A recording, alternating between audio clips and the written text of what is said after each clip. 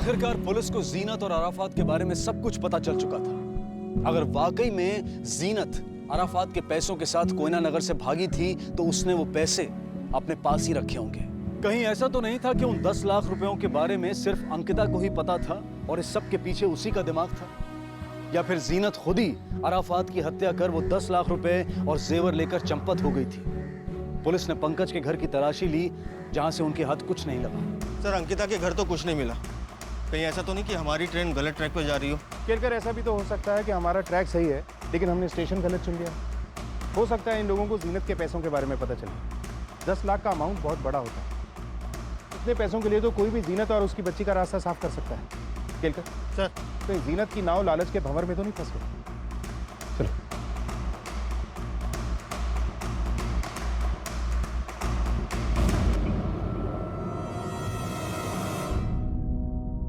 Mummy अभी तक क्यों नहीं आई? बेटा, मेरी आपकी मम्मी से बात हुई थी। वो बोल रही थी उन्हें थोड़ा काम था इसलिए नहीं आ पाई वो, लेकिन वादा किया है जल्दी आएंगी आपको लेने। सच्ची? आपने मेरी अम्मी से बात की थी? सच्ची, मैंने आपकी अम्मी से बात की थी। तो फिर आपने मुझे मेरी अम्मी से बात क्यों नहीं करवाई? बेटा, वो बहुत जल्दी में थी ना, इसलिए उन्होंने फ़ोन कट कर दिया, इसलिए आपकी बात नहीं करा पाई। अच्छा, ये सब छोड़ो, मैं आपको कुछ दिखाती हूँ, ठीक है? ये देखो। मेरी अम्मी मुझे लिपस्टिक लगाने नहीं देती थी।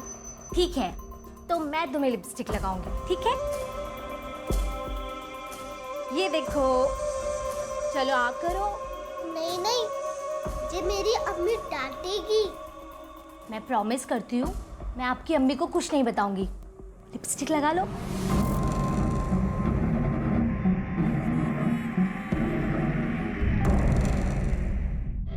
अब आगे क्या करना है? अंकिता तो कुछ सुनने को तैयार ही नहीं हो रही है। उसने तो बस पूजा और पायल की रट लगाई। हम उसका कुछ नहीं कर सकते और हमने कुछ करना चाहा तो हम ही फंस जाएंगे। इससे अच्छा उसे जो करना है वो करने देते हैं।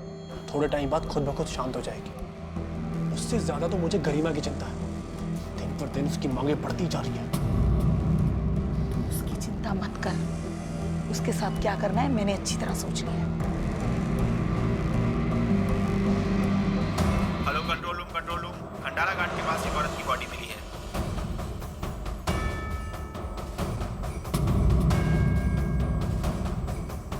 ये तो वही औरत है जिसका स्केच लोनावाला सिटी पुलिस ने जारी किया था। जी सर। उनको इन्फॉर्म करो।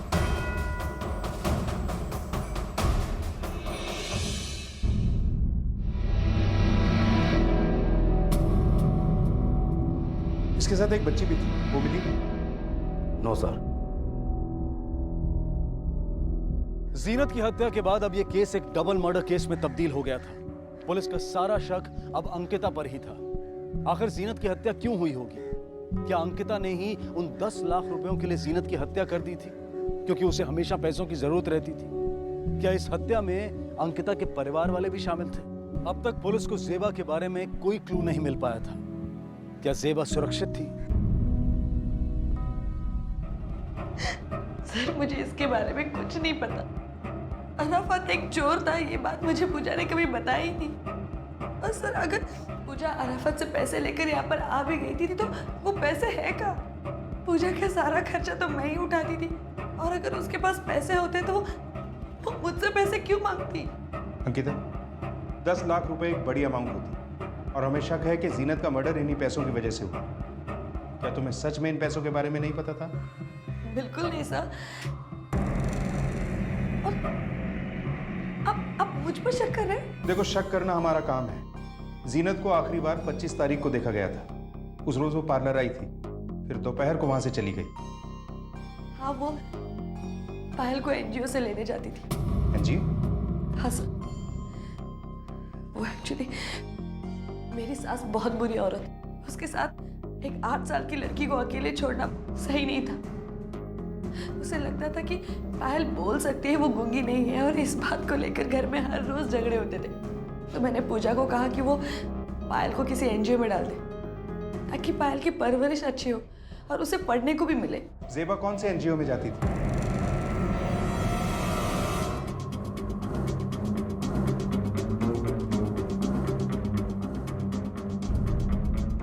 जी हाँ, ये तो पायल है, हमारी ही एनजीओ में पढ़ती है। इसकी माँ आई थी, बहुत ज़रूरतमंद लग रही थी तो हमने इसे एडमिशन दे दिया। मैडम मैं बहुत परेशान हूँ, आप मेरी मदद कीजिए प्लीज़। बच्ची को अकेले पाल रही हूँ, इसके पिता अब इस दुनिया में नहीं, इसे प्लीज़ एडमिशन दे दीजिए मैडम। क्यों नहीं, ऐसे भी हमारा एनजीओ ऐसे ही बच्चों की सहायता करता है। आप यहाँ पढ़ सकती हो। हाँ सर, लंच के वक्त अक्सर पूजा आकर पायल को ले जाया करती थी और उस दिन भी दोनों साथ में ही खाना खाने के लिए बाहर गए थे। क्या आपको पता है कि वो लोग खाना खाने कहाँ गए थे? जी, पायल ने मुझे बताया था कि पूजा उसे पास ही के एक पार्क में उसे खाना खिलाने ले जाया करती थी। पायल ने बताया? हाँ सर इसका मतलब शकुंतला देवी सही कह रही थी कि पायल बोल सकती है। अच्छा, पूजा ने क्या अपना कोई नंबर दिया था आपको? सर, हमारे एनजीओ में सभी स्टूडेंट्स और गार्जियंस के डिटेल्स होते हैं, मैं आपको चेक करके बताती हूँ। ये लीजिए सर नंबर। सर ये तो अंकिता का नंबर है। सर 2-3 दिनों से हम ट्राई भी कर रहे हैं पर ये नंबर लगातार स्विच ऑफ आ रहा है। सर एक बात समझ नहीं आई, जीनत ने पूरे घर वालों से ये बात क्यों छुपाई कि ज़ेबा बोल सकती है? शायद इसलिए कि जीनत को डर था कि ज़ेबा लोगों से ये ना बता दे कि वो लोग मुसलमान हैं, और शकुंतला देवी को ये कभी बर्दाश्त नहीं होता। लेकिन सर वो पार्क में जाकर ज़ेबा के साथ लंच क्यों करती थी? वो तो एनजीओ में भी लंच कर सकती थी। क्योंकि पार्क ही एक ऐसी जगह है जहाँ ज़ेबा और पायल बोल सकती है। सर ये मामला बड़ा अजीब लग रहा है। अगर जीनत ने अंकिता से ये बात छुपाई थी कि ज़ेबा बोल सकती है तो उसने उसका नंबर एनजीओ वालों को क्यों दिया? उसे ये डर क्यों नहीं था कि अंकिता को सारा सच पता चल जाएगा? शायद इसलिए कि जीनत को लगता होगा कि एनजीओ वाले किसी इमरजेंसी में ही अंकिता को कॉल करें। खैर चलो, इस बच्ची को देखा था यहाँ? जी साहब, इस बच्ची को मैंने देखा था, इसके साथ एक औरत भी थी। क्या यही वो औरत थी? जी साहब, अक्सर ये दोनों इस पार्क में आया करते हैं। और क्या देखा था? सर मैंने देखा एक वैन आई, उसमें से आदमी उतरा और बच्ची को उठा लिया। मैं शोर मचाने ही वाला था कि वो औरत अपनी मर्जी से गाड़ी में बैठ गई। अच्छा, उस गाड़ी का नंबर तुमने देखा था जिसमें इन लोगों को लेके गए? नंबर तो याद नहीं है साहब, सफेद रंग की गाड़ी थी, टूरिस्ट टैक्सी जैसी। गाड़ी के पीछे में शेर का निशान था। अच्छा, गाड़ी में कुल कितने लोग थे? पक्का तो बता नहीं सकता साहब, गाड़ी मुझसे दूर खड़ी थी, 2 लोग लग रहे थे साहब। ठीक है, तुम जा सकते। जी सर। ठीक है सर, आसपास जितने भी ट्रैफिक सिग्नल्स हैं सबके सीसीटीवी कैमरास चेक करो। किसी ना किसी सीसीटीवी में ये गाड़ी जरूर कैद हुई होगी। इस गाड़ी की पूरी डिटेल्स निकलवाओ। हेलो, ओके सर, जीनत की पोस्टमार्टम रिपोर्ट आ चुकी है। रिपोर्ट के हिसाब से उसकी मौत 25 तारीख को दोपहर 2 से 3 बजे के आसपास हुई थी। पहले उसका गला घोट के उसकी हत्या की गई, उसके बाद उसकी लाश को फेंक दिया गया। 25 तारीख, और अराफात का मर्डर हुआ था 26 तारीख को। खेलकर कहीं इस अराफात ने ही तो जीनत को नहीं मारा? तो सर इस अराफात को किसने मारा होगा? यही तो पता लगाना है। चलो।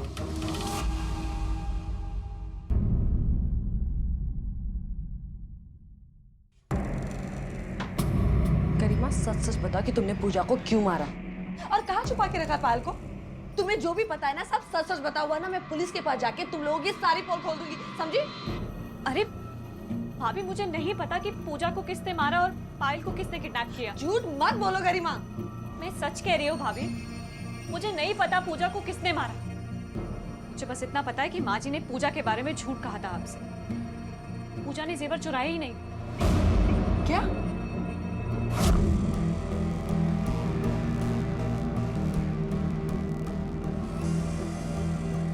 पंकज और माँ जी दोनों एक नंबर के लालची हैं।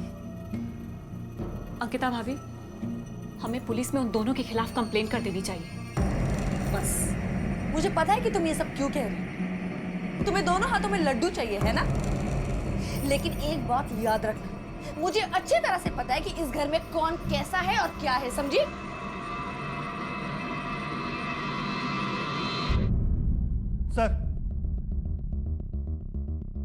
सर ये देखिए, उस पार्क के अगले वाले सिग्नल का सीसीटीवी फुटेज।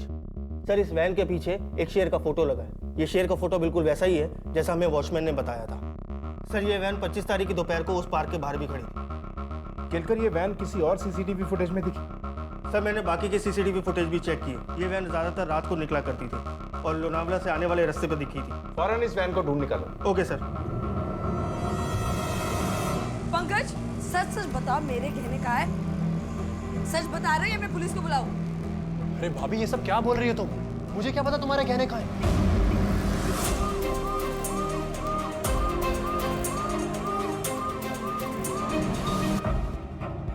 ये गाड़ी आपकी कंपनी की है? हाँ सर, ये गाड़ी हमारी है। 25 तारीख को ये गाड़ी कहाँ थी? 25 तारीख को ये गाड़ी होटल ब्लू बर्ड के पास थी। जो हमारे क्लाइंट हैं उनका एक स्टाफ मेंबर है अशोक, जो सुबह में गाड़ी लेकर जाता है और दिन भर गाड़ी अपने पास रखता है। शाम को ये गाड़ी मेरा ड्राइवर वापस लाता है सर। क्या 25 तारीख को ये गाड़ी वापस आई थी? नहीं सर, 25 तारीख को ये गाड़ी हमारे पास नहीं पहुंची, बल्कि होटल ब्लू बर्ड में ठहरी थी। 26 को हमारे पास आई। इस आदमी को पहचानते? नहीं सर, इस आदमी को मैंने पहले कभी नहीं देखा। अच्छा, ये ब्लू बर्ड होटल कहाँ है? बस सर यहाँ से 2 किलोमीटर की दूरी पर है। ठीक, थैंक यू। हेलो शीतल, मैं गरिमा बोल रही हूँ। हाँ बोलो गरिमा। देखो शीतल, मैं तुमसे कोई झगड़ा वगड़ा करने के लिए फोन नहीं किया है। मुझे पता है तुम्हारे और पंकज के बीच में क्या चल रहा है। मैं बस तुमसे इतना ही कहना चाहती हूँ, जिस तरह से उसने मुझे धोखा दिया है, एक दिन किसी और लड़की के लिए तुम्हें भी धोखा देगा। वो कोई शादी वादी नहीं करेगा तुम्हारे साथ। और हाँ, मैंने तुझे इसलिए फोन किया क्योंकि मुझे वो जेवर चाहिए। जेवर? कौन से जेवर? हाँ, जो पंकज ने चुरा के तुम्हें दिए थे। सुनो, मेरे पास तुम्हारे कोई जेवर वेवर नहीं है, समझी ना? तो तू ऐसे नहीं बताएगी? ठीक है, फिर मुझे पुलिस को बताना पड़ेगा। पुलिस ही निकालेगी तुमसे गहने। अरे नहीं नहीं, पुलिस को बुलाने की क्या जरूरत है? मैं बताती हूँ ना कहाँ पर है तुम्हारे गहने। इस पूरे परिवार का इस डबल मर्डर केस से क्या संबंध था? क्या इस सब के पीछे की मास्टरमाइंड अंकिता ही थी, जो जानबूझकर पूरे मामले पर मिट्टी डालना चाहती थी? आखिर वो 10 लाख रुपए कहाँ थे? क्या ये सारी साजिश पंकज, उसकी माँ और गरिमा की हो सकती थी? और शायद इस साजिश की भनक अंकिता को बाद में लगी और वो पैसों के लालच में उनसे जा मिली। आखिर गरिमा की आंखों में बगावत की चिंगारी क्यों दिखाई दे रही थी? इस परिवार का राज अब भी पुलिस के सामने खुलना बाकी था।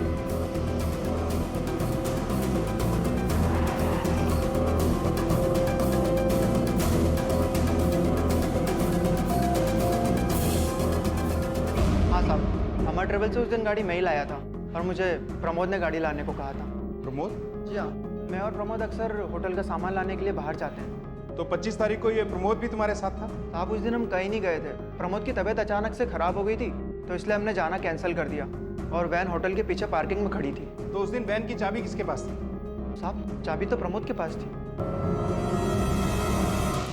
हाँ साहब, चाबी तो उस दिन मेरे पास ही थी, पर मैं नीचे वाले कमरे में सोया था साहब, क्योंकि मेरी तबीयत ठीक नहीं थी। मतलब 25 तारीख को तुम मार्केट नहीं गया? नहीं सर, मैं मार्केट 25 को नहीं, अगले दिन 26 को गया था। आप किसी से भी पता कर सकते हो सर। किससे क्या पूछना है उसकी टेंशन तू मत ले, हम पुलिस वाले हैं, उड़ती चिड़िया के पर गिन लेते हैं। हाँ सर, गए थे। क्यों, क्या बात है? ये किडनैपिंग और मर्डर का मामला है सर। यहाँ पर काम करने वाला हर एक स्टाफ मेरे परिवार जैसा है, मुझे उन पर पूरा विश्वास है। वो कभी ऐसा काम नहीं कर सकते। मिस्टर मल्लन, विश्वासघात भी वही करते हैं जिन पे पूरा विश्वास होता है। खैर, अगर आपके सो कॉल्ड परिवार में कोई विभीषण है तो हम उसे ढूंढ निकालेंगे। चलते हैं। भाभी,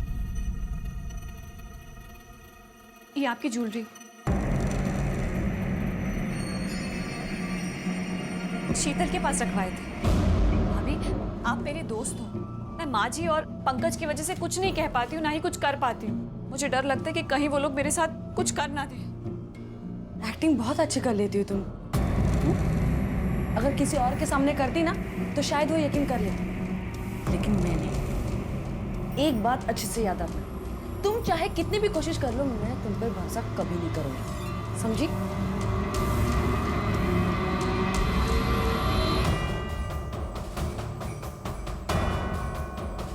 ए सुनो। हाँ साहब। ये ब्लू बर्ड होटल में सामान तुम्हारे यहाँ से जाता है? हाँ साहब। कौन लेने आता है? साहब, अशोक और प्रमोद आते थे। 26 तारीख को भी वो लोग आए थे? हाँ साहब। तो रसीद तो दी होगी? दी है साहब। उस रसीद की एक कॉपी चाहिए हमें। Okay sir. हाँ बाबा, बोला ना मिलेंगे आज। पंकज, गरिमा कहाँ है? मुझे नहीं पता, अभी तो अपने कमरे में थी। अरे मैं सब जगह देख चुकी, वो कहीं नहीं है। सर, मैंने मार्केट के सभी वेंडर से बात की, उन सबका यही कहना है कि अशोक और प्रमोद 26 तारीख को सामान लेने वहाँ आए थे। उनके पास जो रसीद है वो भी ओरिजिनल है। सर, इसका मतलब तो साफ है कि प्रमोद और अशोक 25 को नहीं 26 को वैन लेके गए थे। लेकिन केलकर, इसका ये मतलब तो नहीं कि 25 तारीख को ये वैन होटल से बाहर निकली ही नहीं। सीसीटीवी चेक किया? सर, ये वैन होटल के पीछे सर्वेंट क्वार्टर के पास खड़ी होती है और वहाँ पे कैमरे नहीं लगे हुए।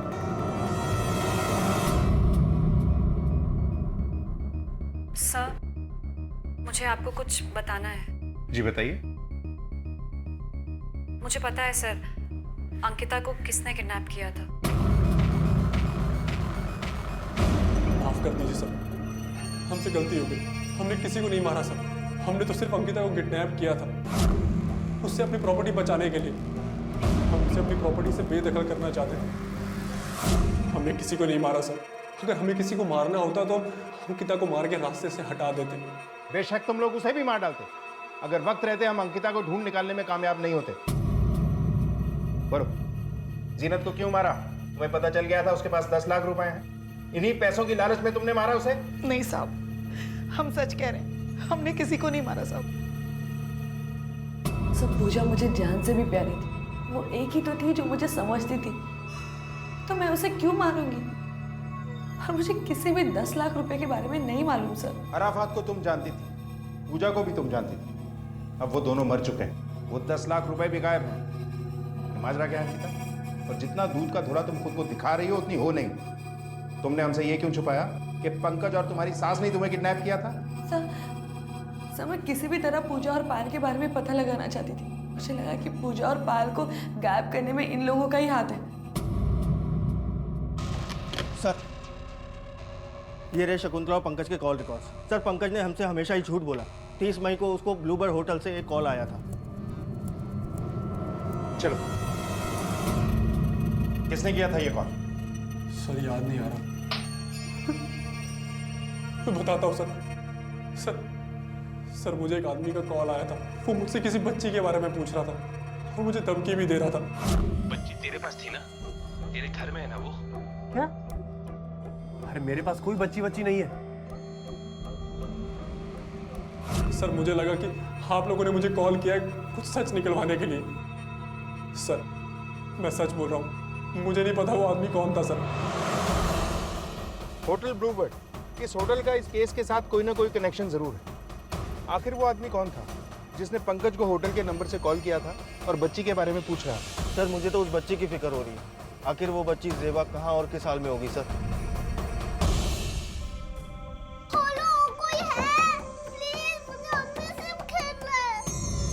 पागल हो गई है क्या? क्यों शोर मचा रखा है?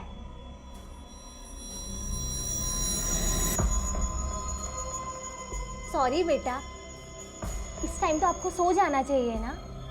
और कल तो आपके लिए कितना बड़ा दिन है, आपकी अम्मी आ रही है ना आपको लेने। आंटी बिल्कुल ठीक कह रही है बेटा। और ये देखो हम आपके लिए क्या लाए हैं, सुंदर सी फ्रॉक।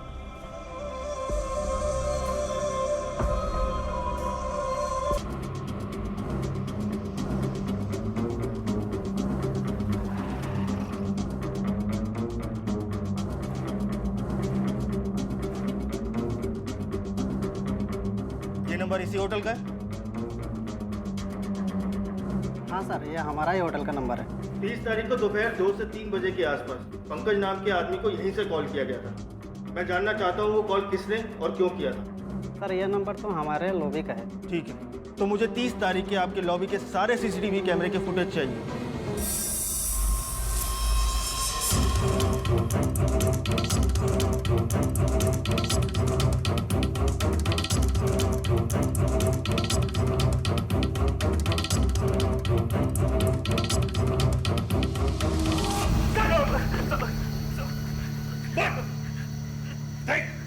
हमें पता चल चुका है कि होटल से कॉल तू ही करता था। जीनत और जेबा को तूने किडनैप किया। बोल। गलती हो गई साहब, गलती हो गई साहब। तू तो कमरे में सो रहा था, होटल से बाहर कैसे निकला? मैंने चद्दर के नीचे तकिया रख दिया था और चुपचाप वहां से निकल गया था साहब। और कौन था तेरे साथ? केलकर, ये ऐसे नहीं बोले। नहीं बोलेगा। अराफत था मेरे साथ साहब। उसी ने मुझे उसके साथ चलने के लिए कहा था साहब। अराफत को कैसे जानता है? पॉलिसी रिजॉर्ट वाले लूट वाले केस में मैं अराफत का तीसरा पार्टनर था साहब। लेकिन अराफत जीनत के पीछे क्यों पड़ा था? क्या ये कहानी उन 10 लाख रुपयों से शुरू हुई थी? क्या वो 10 लाख रुपए वाकई जीनत के पास थे? साहब, परीक्षित ने मरने के पहले मुझे सारे पैसे दे दिए थे। मैंने अराफत से झूठ कहा कि परीक्षित ने पैसे जीनत को दे दिए। और जब अराफात घर आया तो उसने देखा कि जीनत और जेबा दोनों नहीं है। उससे मेरी बातों पे यकीन आ गया। उसे लगा कि सच में जीनत ने सारे पैसे लेके भाग गई है सब। जेबा तो बच्ची थी, उसे तुम लोग बड़े आराम से उठा सकते थे, लेकिन जीनत? सब जेबा को गाड़ी में बिठाने के बाद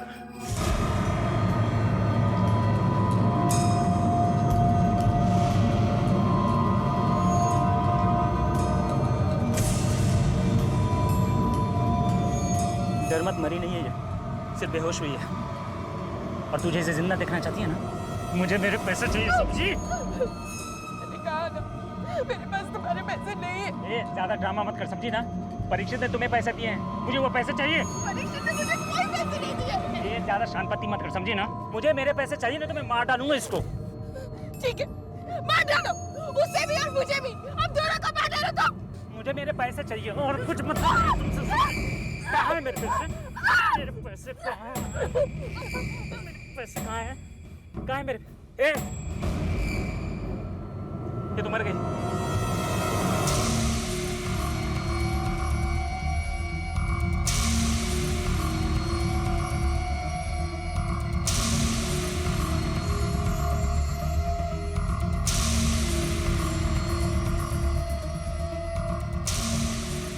अगर अराफात का प्लान जेबा को किडनैप करके जीनत से पैसे निकलवाने का था तो उसने जीनत को क्यों मारा? क्या जीनत ने उसे पैसे दे दिए थे? तब अराफात ने पैसों के लिए दूसरा रास्ता ढूंढ लिया था। वो अपनी बेटी को बेचने वाला था पैसों के लिए। तुझे उसके भी पैसे चाहिए थे इसलिए? साहब अराफात को मैं क्यों मारूंगा साहब? उसे किसने मारा साहब मुझे नहीं पता। हम उस लड़की को लेके होटल पहुंचे और मैंने पीछे के रास्ते से उन दोनों को होटल के कमरे में छुपा दिया था साहब, बस।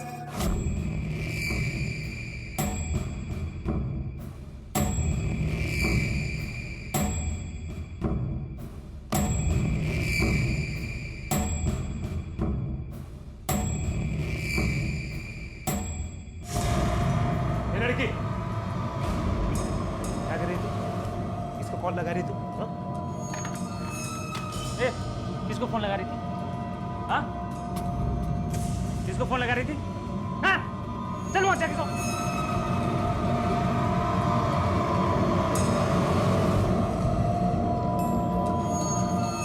ये लेके जा, चुपचाप सो, समझी ना? साहब अगली सुबह जब अराफत उठा तो उसने देखा कि जेबा वहां पे नहीं है। जेबा वहां से भाग निकली थी साहब। प्रमोद, किसी कीमत पे मुझे जेबा चाहिए। वो जरूर अंकिता के घर पे गई होगी। मैं उसको अभी उठा के देख भाई देख, तू शांत हो जा। अगर तू वहां जाएगा ना तो हम लोग फंस जाएंगे।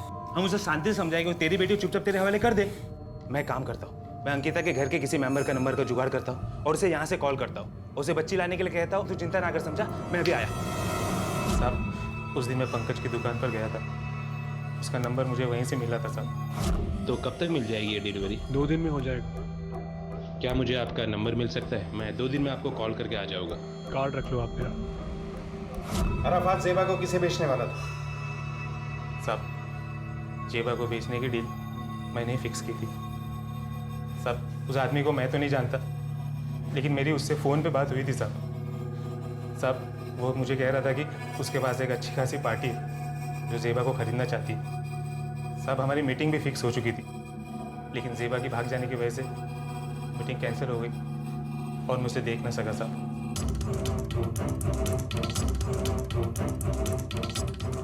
खेलकर फॉरेन होटल के सारे कॉल्स की लिस्ट चेक करो और पता करो कि ये कॉल कहां से आया था। Okay sir.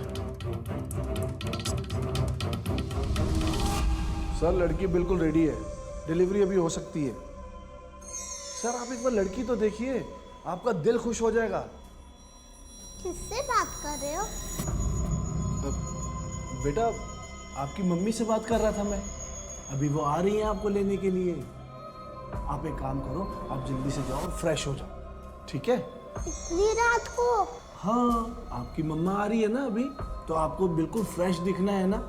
मैं जो आपके लिए फ्रॉक लेकर आया था ना, वो पहन लेना, आप उसको बहुत सुंदर दिखोगी, ठीक है? आप जाओ, फ्रेश हो जाओ।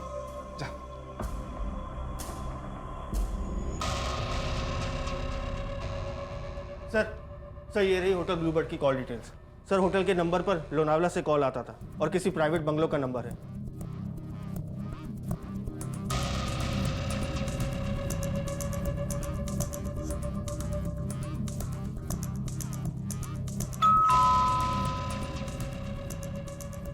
जी साहब।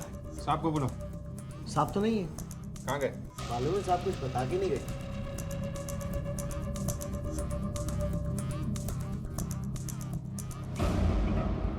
समझ गया होगा ना क्या बोलना है तुझे। ले अपना फोन ले और फोन लगा उसे।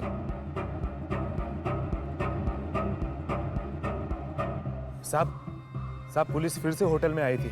वो लोग अशोक को ढूंढ रहे। मैं फौरन आपसे मिलना चाहता हूँ। क्या मैं आपके घर पे आऊँ अभी? किलकर सर।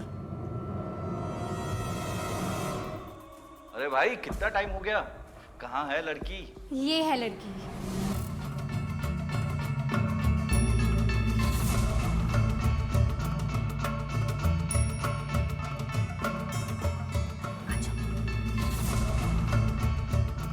आओ बेटा। जाओ बेटा, अंकल के पास जाओ। यही अंकल आपको आपकी मम्मी के पास लेकर जाएंगे। चलो पास आओ बेटा।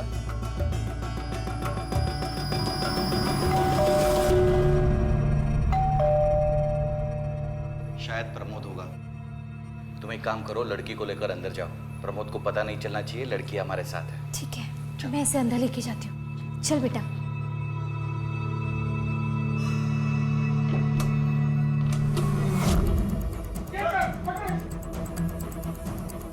पकड़ इसे, पकड़।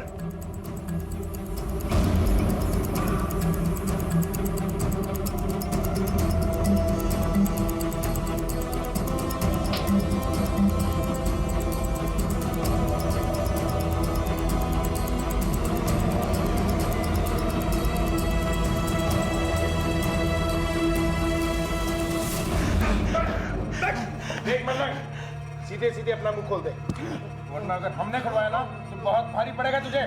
साहब जब मुझे पता चला कि उन लोगों के हाथ से लड़की निकल गई है तो मुझे लगा प्रमोद और अराफात ने उस लड़की का सौदा किसी और के साथ कर दिया है। तो प्रमोद से छुपते छुपाते मैं अराफात के रूम में गया। प्रमोद ये नहीं जानता था कि वो लड़की का सौदा जिस आदमी के साथ कर रहा है वो आदमी मैं ही हूँ। कौन हो तुम और ये अंदर कैसे आए? सवाल जरूरी नहीं है, जरूरी है मेरा सवाल। लड़की कहाँ है?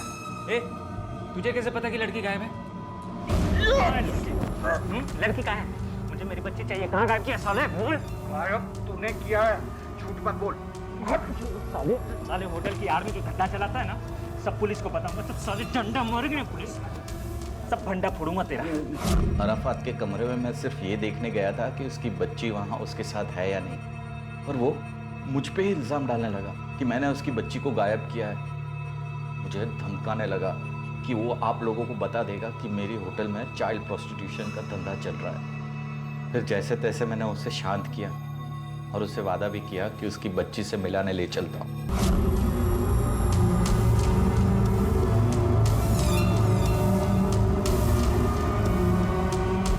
फिर तू अराफात को उस झील के पास ले गया जहां तूने उसे मार डाला, सिर्फ इसलिए कि उसने तुझे पुलिस में जाने की धमकी दी थी।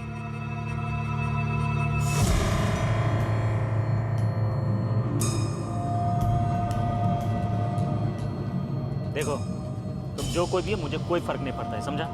मुझे मेरी जेबा चाहिए। देखो जेबा मेरे पास नहीं है। मेरे पास नहीं मतलब? मेरे पास नहीं है मतलब? साले पुलिस कंप्लेन करूंगा तेरी, नंगा करूंगा। तो साले जेल जाएगा ना तब पता चलेगा। और जो होटल में जो प्रोस्टिट्यूशन का धंधा चलाता है ना साले, वो भी पता चलेगा। रुक।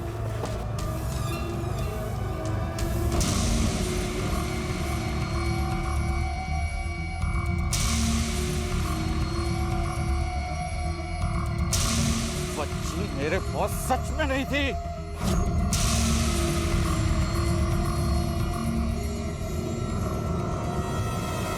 फिर वो बच्ची तुझे कैसे मिली? इत्तेफाक से प्रीतम वहां से गुजर रहा था और वो लड़की अपनी स्कूल बैग लेने होटल की तरफ लौटी। जो शख्स जेबा की सौदेबाजी कर रहा था, उस शख्स की पहचान पुलिस ने प्रीतम के रूप में की। पुलिस ने उस शख्स और उसकी पत्नी को गैर कानूनी तरीके से जेबा को बेचने और रखने के जुर्म में गिरफ्तार किया, और साथ ही प्रमोद को भी बच्ची की किडनैपिंग और जीनत के कत्ल में शामिल होने के लिए दोषी पाया गया। मलंग जैसे लोगों को अच्छे और बुरे से कोई फर्क नहीं पड़ता। उन्हें सबसे पहले सिर्फ अपना मतलब और पैसा दिखाई देता है, और ये पैसा चाहे कितना भी क्यों ना हो उन्हें कम ही लगता है। अराफात ने कभी कोई रिश्ते को ना तो बनाया और ना ही उसे निभाया। उसका जमीर इतना गिर चुका था कि वो पैसों के लालच में अपनी ही बेटी को बेचने निकल पड़ा था। अंकिता के बारे में चाहे दुनिया की कोई भी राय क्यों ना हो, लेकिन एक बात तो सच है कि उसने जेबा और जीनत का उस मुश्किल घड़ी में साथ दिया जब उसे पता था कि जीनत ने उससे झूठ बोला था। जेबा अब एनजीओ की मदद से अंकिता के साथ ही रहती है और उसने कहीं ना कहीं अंकिता में ही जीनत को ढूंढ लिया है। याद रखें, हमेशा उन्हीं लोगों से रिश्ते बनाएं जिनके लिए आपके मन में सच्चा प्यार हो, विश्वास हो, क्योंकि ऐसे रिश्ते अपने साथ वो सौगात लेकर आते हैं जिनकी कीमत दुनिया की किसी भी कीमती चीज से नहीं चुकाई जा सकती। इसी विचार के साथ अब मैं अनूप सोनी आपसे विदा लेता हूं। फिर मुलाकात होगी अगले एपिसोड में एक और चौंका देने वाले केस के साथ। तब तक अपना और अपने परिवार का ख्याल रखें और देखते रहें क्राइम पेट्रोल डायल 100। सबक एक को सीख हम सबको। जय